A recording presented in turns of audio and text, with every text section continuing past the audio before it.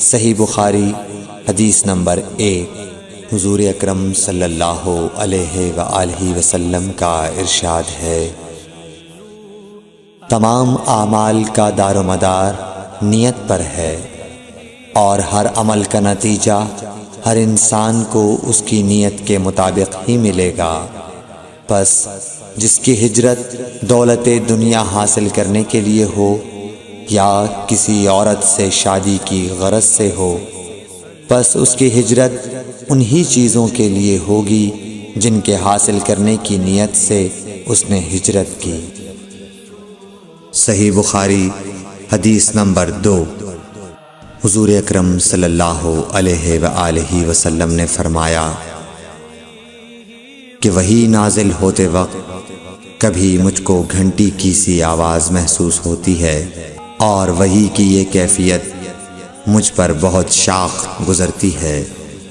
جب یہ کیفیت ختم ہوتی ہے تو میرے دل و دماغ پر اس فرشتے کے ذریعے نازل شدہ وحی محفوظ ہو جاتی ہے، اور کسی وقت ایسا ہوتا ہے کہ فرشتہ بشکل انسان میرے پاس آتا ہے اور مجھ سے کلام کرتا ہے، پس میں اس کا کہا ہوا یاد رکھ لیتا ہوں۔ صحیح بخاری حدیث نمبر 3۔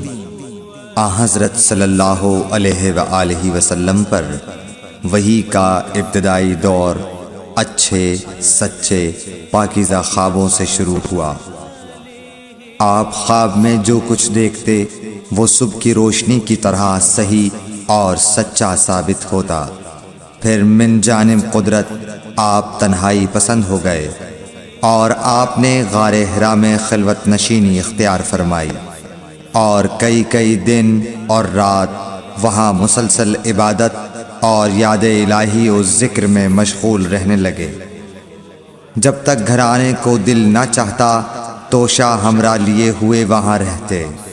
توشہ ختم ہونے پر ہی اہلیہ محترمہ حضرت خدیجہ رضی اللہ تعالی عنہا کے پاس تشریف لاتے، اور کچھ توشہ ہمراہ لے کر پھر وہاں جا کر خلوت گزین ہو جاتے۔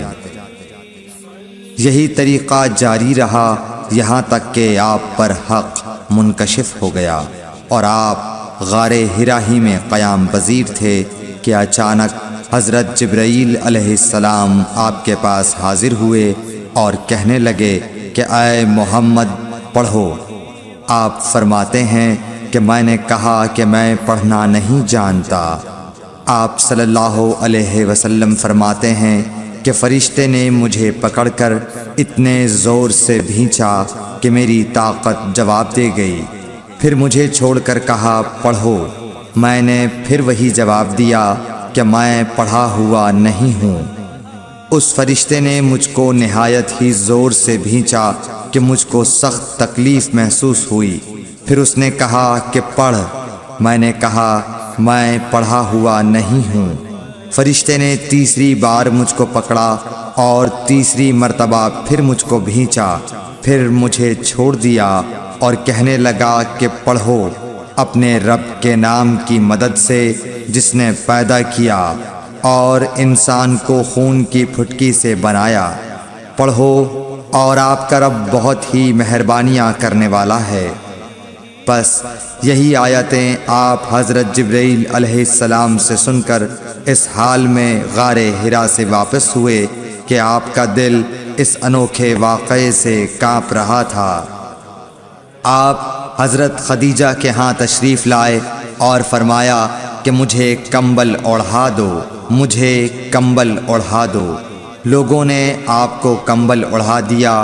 جب آپ کا ڈر جاتا رہا تو آپ نے اپنی زوجہ محترمہ حضرت خدیجہ رضی اللہ تعالی عنہا کو تفصیل کے ساتھ یہ واقعہ سنایا، اور فرمانے لگے کہ مجھ کو اب اپنی جان کا خوف ہو گیا ہے۔ آپ کی اہلیہ محترمہ حضرت خدیجہ رضی اللہ تعالی عنہا نے آپ کی ڈھارس بندھائی اور کہا کہ آپ کا خیال صحیح نہیں ہے۔ اللہ کی قسم آپ کو اللہ کبھی رسوا نہیں کرے گا۔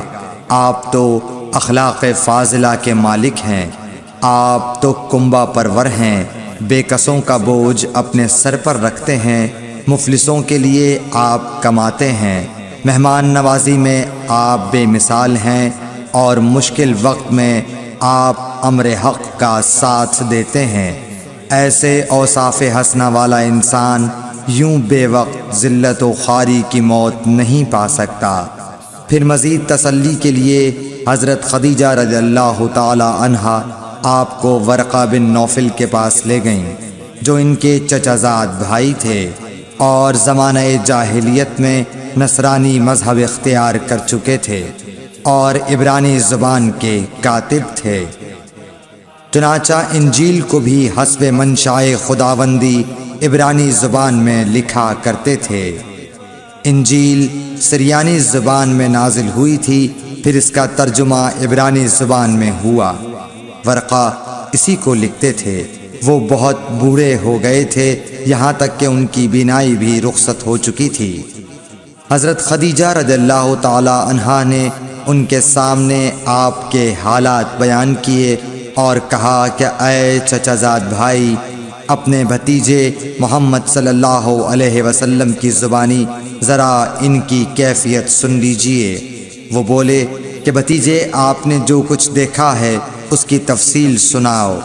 چنانچہ آپ صلی اللہ علیہ وآلہ وسلم نے از اول تا آخر پورا واقعہ سنایا، جسے سن کر ورقہ بے اختیار ہو کر بول اٹھے کہ یہ تو وہی ناموس معزز رازدان فرشتہ ہے جسے اللہ نے حضرت موسیٰ علیہ السلام پر وحی دے کر بھیجا تھا۔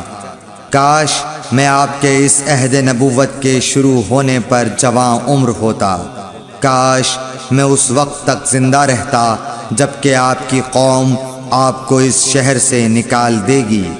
رسول کریم صلی اللہ علیہ وآلہ وسلم نے یہ سن کر تعجب سے پوچھا کہ کیا وہ لوگ مجھ کو نکال دیں گے، حالانکہ میں تو ان میں صادق و امین و مقبول ہوں۔ ورقہ بولا، ہاں یہ سب کچھ سچ ہے، مگر جو شخص بھی آپ کی طرح امر حق لے کر آیا، لوگ اس کے دشمن ہی ہو گئے ہیں۔ اگر مجھے آپ کی نبوت کا وہ زمانہ مل جائے تو میں آپ کی پوری مدد کروں گا، مگر ورقہ کچھ دنوں کے بعد انتقال کر گئے۔ پھر کچھ عرصے تک وحی کی آمد موقوف رہی۔ صحیح بخاری حدیث نمبر 4۔ حضور اکرم صلی اللہ علیہ وآلہ وسلم نے وحی کے رک جانے کے زمانے کے حالات بیان فرماتے ہوئے کہا کہ ایک روز میں چلا جا رہا تھا کہ اچانک میں نے آسمان کی طرف ایک آواز سنی اور میں نے اپنا سر آسمان کی طرف اٹھایا۔ کیا دیکھتا ہوں کہ وہی فرشتہ جو میرے پاس غار حرا میں آیا تھا، وہ آسمان و زمین کے بیچ میں ایک کرسی پر بیٹھا ہوا ہے۔ میں اس سے ڈر گیا اور گھر آنے پر میں نے پھر کمبل اوڑھنے کی خواہش ظاہر کی۔ اس وقت اللہ پاک کی طرف سے یہ آیات نازل ہوئیں، اے لحاف اوڑھ کر لیٹنے والے، اٹھ کھڑا ہو اور لوگوں کو عذاب الہی سے ڈرا، اور اپنے رب کی بڑائی بیان کر، اور اپنے کپڑوں کو پاک صاف رکھ اور گندگی سے دور رہ۔ اس کے بعد وہی تیزی کے ساتھ پے در پے آنے لگی۔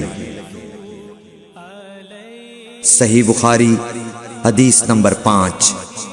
رسول اللہ صلی اللہ علیہ وآلہ وسلم نزول قرآن کے وقت بہت سختی محسوس فرمایا کرتے تھے، اور اس کی علامتوں میں سے ایک یہ تھی کہ یاد کرنے کے لیے آپ اپنے ہونٹوں کو ہلاتے تھے۔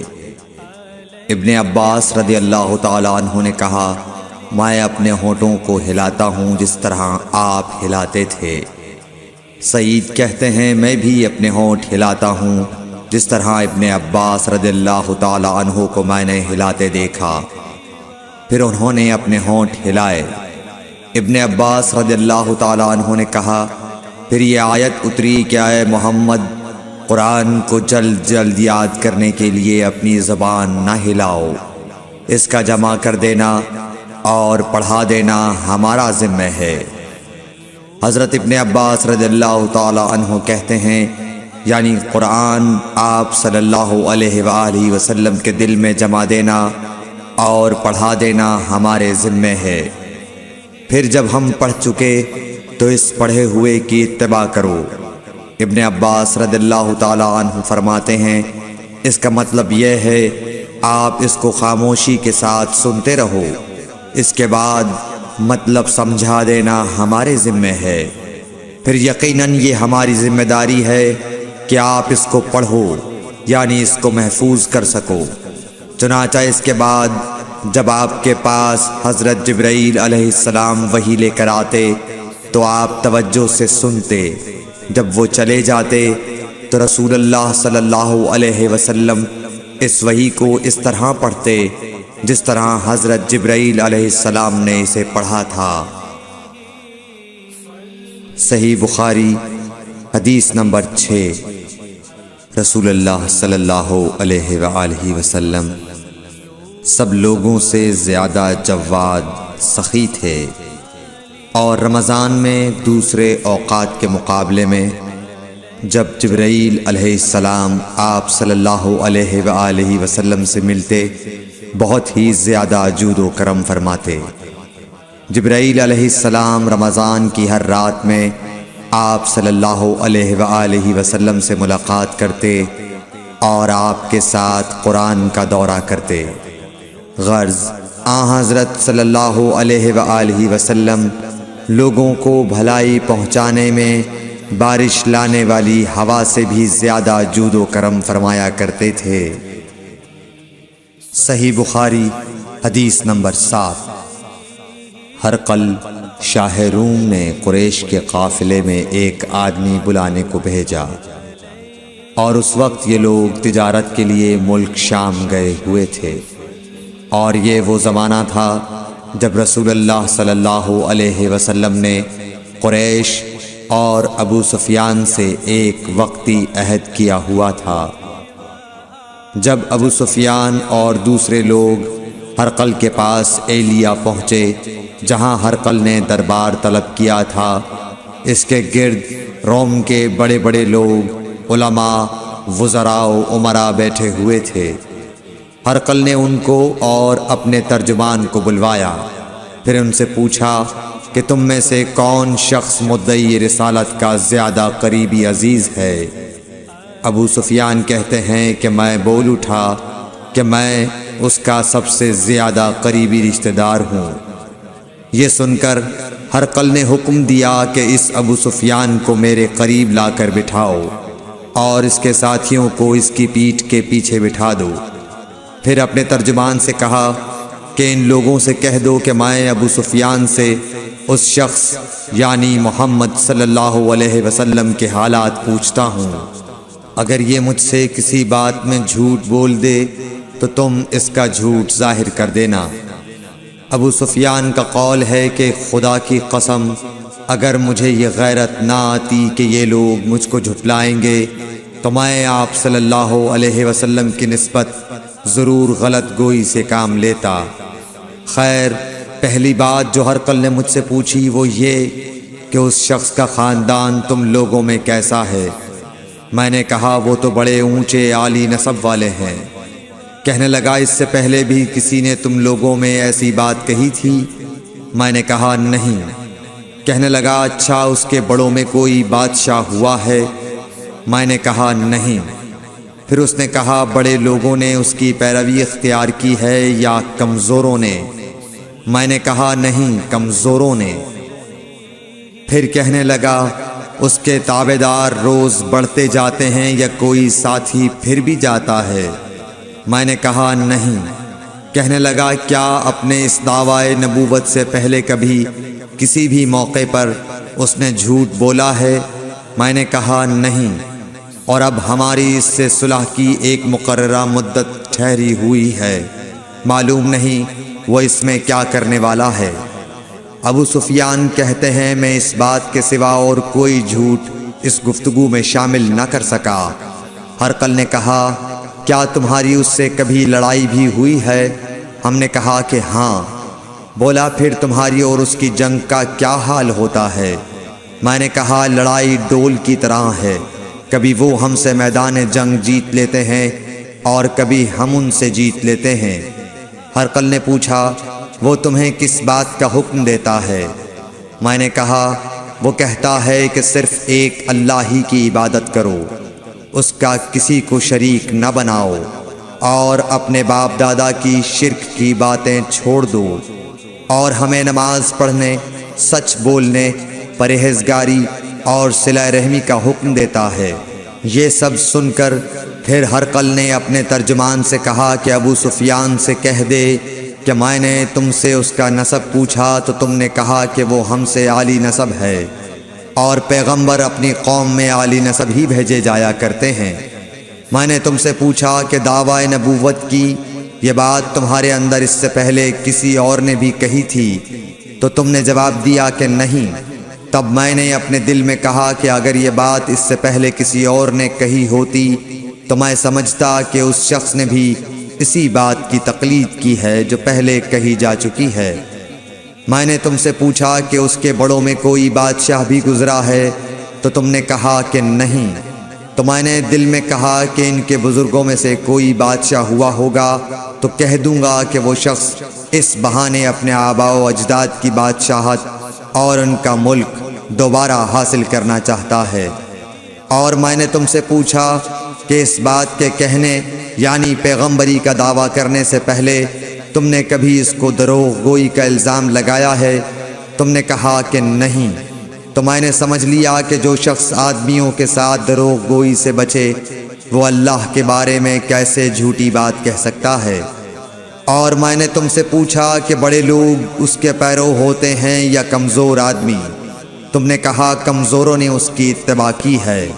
تو دراصل یہی لوگ پیغمبروں کے متبعین ہوتے ہیں۔ اور میں نے تم سے پوچھا کہ اس کے ساتھی بڑھ رہے ہیں یا کم ہو رہے ہیں؟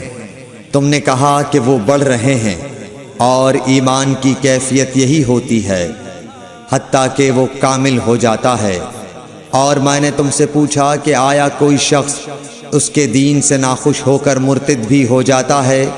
تم نے کہا نہیں۔ تو ایمان کی خاصیت بھی یہی ہے، جن کے دلوں میں اس کی مسرت رچ بس جائے وہ اس سے لوٹا نہیں کرتے۔ اور میں نے تم سے پوچھا کہ آیا وہ کبھی عہد شکنی کرتے ہیں؟ تم نے کہا نہیں۔ پیغمبروں کا یہی حال ہوتا ہے، وہ عہد کی خلاف ورزی نہیں کرتے۔ اور میں نے تم سے کہا کہ وہ تم سے کس چیز کے لیے کہتے ہیں؟ تم نے کہا کہ وہ ہمیں حکم دیتے ہیں کہ اللہ کی عبادت کرو، اس کے ساتھ کسی کو شریک نہ ٹھہراؤ، اور تمہیں بتوں کی پرستش سے روکتے ہیں، سچ بولنے اور پرہیزگاری کا حکم دیتے ہیں۔ لہٰذا اگر یہ باتیں جو تم کہہ رہے ہو سچ ہیں تو ان قریب وہ اس جگہ کا مالک ہو جائے گا کہ جہاں میرے یہ دونوں پاؤں ہیں۔ مجھے معلوم تھا کہ وہ پیغمبر آنے والا ہے، مگر مجھے یہ معلوم نہیں تھا کہ وہ تمہارے اندر ہوگا۔ اگر میں جانتا کہ اس تک پہنچ سکوں گا تو اس سے ملنے کے لیے ہر تکلیف گوارا کرتا۔ اگر میں اس کے پاس ہوتا تو اس کے پاؤں دھوتا۔ ہرقل نے رسول اللہ صلی اللہ علیہ وسلم کا وہ خط منگایا جو آپ نے وحیہ کلبی رضی اللہ تعالیٰ عنہ کے ذریعے حاکم بصرہ کے پاس بھیجا تھا، اور اس نے وہ ہرقل کے پاس بھیج دیا تھا۔ پھر اس کو پڑھا تو اس میں لکھا تھا، اللہ کے نام کے ساتھ جو نہایت مہربان اور رحم والا ہے۔ اللہ کے بندے اور اس کے پیغمبر محمد صلی اللہ علیہ وسلم کی طرف سے یہ خط ہے شاہ روم کے لیے۔ اس شخص پر سلام ہو جو ہدایت کی پیروی کرے۔ اس کے بعد میں آپ کے سامنے دعوت اسلام پیش کرتا ہوں۔ اگر آپ اسلام لے آئیں گے تو دین و دنیا میں سلامتی نصیب ہوگی، اللہ آپ کو دوہرا ثواب دے گا، اور اگر آپ میری دعوت سے روگردانی کریں گے تو آپ کی رعایا کا گناہ بھی آپ ہی پر ہوگا۔ اور اے اہل کتاب، ایک ایسی بات پر آ جاؤ جو ہمارے اور تمہارے درمیان یکساں ہے، وہ یہ کہ ہم اللہ کے سوا کسی کی عبادت نہ کریں اور کسی کو اس کا شریک نہ ٹھہرائیں، اور نہ ہم میں سے کوئی کسی کو خدا کے سوا اپنا رب بنائے۔ پھر اگر وہ اہل کتاب اس کتاب سے منہ پھیر لیں تو مسلمانوں، تم ان سے کہہ دو کہ تم مانو یا نہ مانو، ہم ایک خدا کے اطاعت گزار ہیں۔ ابو سفیان کہتے ہیں جب ہرقل نے جو کچھ کہنا تھا کہہ دیا اور خط پڑھ کر فارغ ہوا تو اس کے ارد گرد بہت شور و غوغا ہوا، بہت سی آوازیں اٹھیں اور ہمیں باہر نکال دیا گیا۔ تب میں نے اپنے ساتھیوں سے کہا کہ ابو کبشہ کے بیٹے حضرت صلی اللہ علیہ وسلم کا معاملہ تو بہت بڑھ گیا، دیکھو تو اس سے بنی اصفر روم کا بادشاہ بھی ڈرتا ہے۔ مجھے اس وقت سے اس بات کا یقین ہو گیا کہ حضور صلی اللہ علیہ وسلم ان قریب غالب ہو کر رہیں گے، حتیٰ کہ اللہ نے مجھے مسلمان کر دیا۔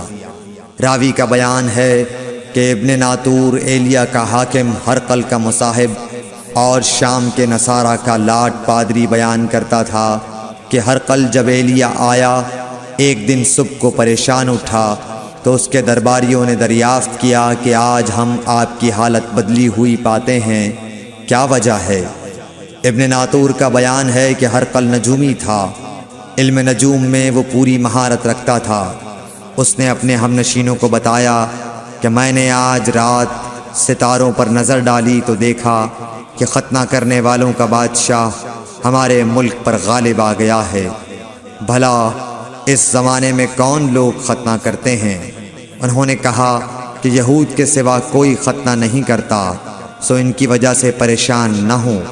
سلطنت کے تمام شہروں میں یہ حکم لکھ بھیجیے کہ وہاں جتنے یہودی ہوں سب قتل کر دیے جائیں۔ وہ لوگ انہی باتوں میں مشغول تھے کہ ہرقل کے پاس ایک آدمی لایا گیا جسے شاہ غسان نے بھیجا تھا۔ اس نے رسول اللہ صلی اللہ علیہ وسلم کے حالات بیان کیے۔ جب ہرقل نے سارے حالات سن لیے تو کہا کہ جا کر دیکھو وہ ختنہ کیے ہوئے ہے یا نہیں۔ انہوں نے اسے دیکھا تو بتلایا کہ وہ ختنہ کیا ہوا ہے۔ ہرقل نے جب اس شخص سے عرب کے بارے میں پوچھا تو اس نے بتلایا کہ وہ ختنہ کرتے ہیں۔ تب ہرقل نے کہا کہ یہی محمد صلی اللہ علیہ وسلم اس امت کے بادشاہ ہیں جو پیدا ہو چکے ہیں۔ پھر اس نے اپنے ایک دوست کو رومیہ خط لکھا اور وہ بھی علم نجوم میں ہرقل کی طرح ماہر تھا۔ پھر وہاں سے ہرقل حمص چلا گیا۔ ابھی حمص سے نکلا نہیں تھا کہ اس کے دوست کا خط اس کے جواب میں آ گیا۔ اس کی رائے بھی حضور صلی اللہ علیہ وسلم کے ظہور کے بارے میں ہرقل کے موافق تھی کہ محمد صلی اللہ علیہ وسلم واقعی پیغمبر ہیں۔ اس کے بعد ہرقل نے روم کے بڑے آدمیوں کو اپنے حمص کے محل میں طلب کیا اور اس کے حکم سے محل کے دروازے بند کر لیے گئے۔ پھر وہ اپنے خاص محل سے باہر آیا اور کہا، اے روم والو، کیا ہدایت اور کامیابی میں کچھ حصہ تمہارے لیے بھی ہے؟ اگر تم اپنی سلطنت کی بقا چاہتے ہو تو پھر اس نبی صلی اللہ علیہ وسلم کی بیعت کر لو اور مسلمان ہو جاؤ۔